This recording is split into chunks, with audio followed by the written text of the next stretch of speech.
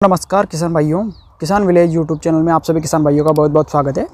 आज हम आपको जानकारी देने वाले हैं सफसल खेती के बारे में, यानी कि मिक्स क्रॉप के बारे में, कि किस तरीके से अगर आप भी सफसल में खेती करते हैं तो आप भी बहुत ही कम ज़मीन में लाखों की आय कर सकते हैं।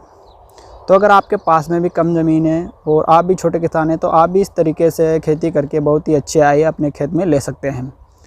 तो इस वीडियो में हम आपको जानकारी देने वाले हैं। यहाँ पर हमने अपने एक ही खेत में एक साथ 4 फसलों की बुआई की है और इनमें किसी भी फसल से दूसरी फसल को नुकसान नहीं हो रहा है, क्योंकि इसमें हमने समय का बहुत ही अच्छे तरह से ध्यान रखा है।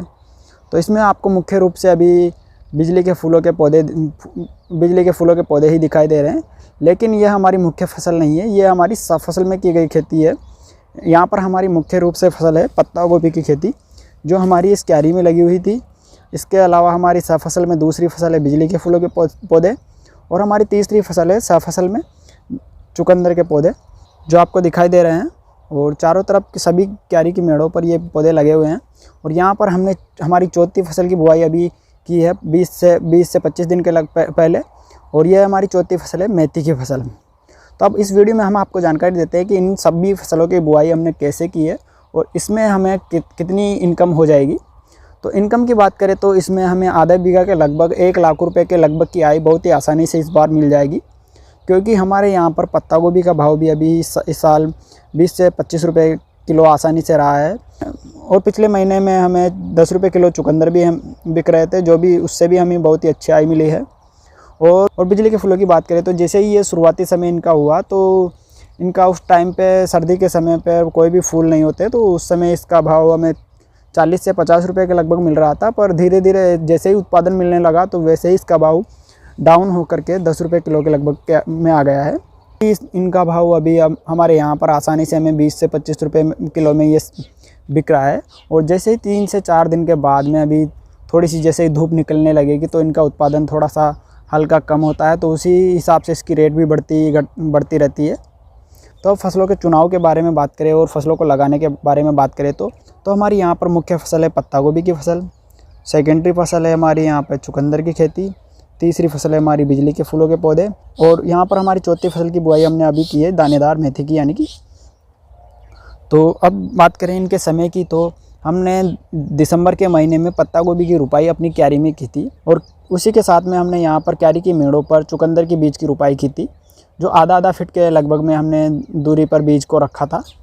और अब हमारी तीसरी फसल की रुपाई हमने क्यारी में पहली दूसरी सिंचाई करने के बाद में जनवरी के महीने में इनकी रुपाई क्यारी की मेड़ों पर की थी, जिसकी दूरी हमने रखी है 3 से 3.5 फीट के लगभग में। तो हमारी 3 फसलें इसमें हो चुकी है।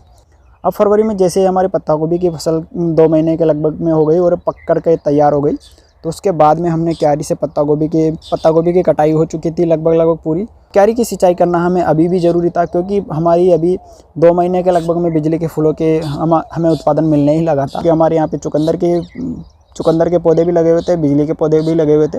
तो इनके लिए हमें क्यारी की सिंचाई करना बहुत ही आवश्यक था। तो इसके लिए हमने क्यारी की निराई गुड़ाई करके इसमें मेथी के बीज की छटाई कर दी। तो इससे हमें अभी जब तक बिजली के फूलों के पौधे और चुकंदर की खेती समाप्त होगी, उसी के लगभग में हमें मेथी का उत्पादन भी मिल जाएगा। तो आप देख सकते हैं कि हम इस तरीके से 4 फसलें एक साथ ले सकते हैं। अगर आपके पास में भी कम ज़मीन या आप भी छोटे किसान हैं तो आप भी इस तरीके से खेती करके बहुत ही अच्छी आय ले सकते हैं। और हमने यहाँ पर अपने पूरे खेत में यहाँ पर अभी सर्दी की फसलों में हमने अगेती से लेकर पछेती तक सभी फसलों के साथ में हमने बिजली के फूलों के पौधे लगाए हैं, जिनसे हमें अतिरिक्त आय हुई है। चुकंदर की खेती भी हम फसल के तौर पर ही सभी फसलों में करते हैं, तो उससे भी हमें बहुत ही अच्छी आय हो जाती है। फसल के तौर पर जब दूसरी फसलों का चुनाव करते हैं तो हमें उनसे बहुत ही अच्छी आय मिलती है, और हमारा जो भी छोटा मोटा खर्चा होता है वो इन्हीं में निकल जाता है। तो आशा करते हैं आपको ये जानकारी अच्छी लगी। अगर आपके कुछ भी सवाल हैं, जैसे कौन सी फसल के साथ में हम सब फसल में कौन सी फसल का चुनाव करें, तो आप ये सभी जानकारी लेने के लिए हमें कमेंट्स करके जानकारी ले सकते हैं। हम सभी तरह की फसलों में सब फसल के तौर पर दूसरी फसलों का चुनाव करते हैं, क्योंकि हमारे यहाँ पर हमारे पास में अभी बहुत ही कम ज़मीन है और हमारी कोई भी ऐसी फसल नहीं होती है जिसमें हम सब फसल के तौर पर दूसरी फसल की बुआई ना करें। हम गोभी के साथ में भी सब फसल करते हैं, हम मिर्ची के साथ में भी सब फसल के तौर पर खेती करते हैं, हम प्याज के साथ में भी करते हैं, और हम पत्ता गोभी के साथ में भी यही करते हैं। तो हम कोई भी ऐसी फसल नहीं है जिनके साथ में हम सब फसल के तौर पर दूसरी फसल नहीं लगाते हैं। तो आशा करते हैं आपको ये जानकारी अच्छी लगी। अगर आपको जानकारी अच्छी लगी है तो आप वीडियो को लाइक करें, शेयर करें और हमारे किसान विलेज यूट्यूब चैनल को सब्सक्राइब जरूर करें। धन्यवाद। जय जवान जय किसान।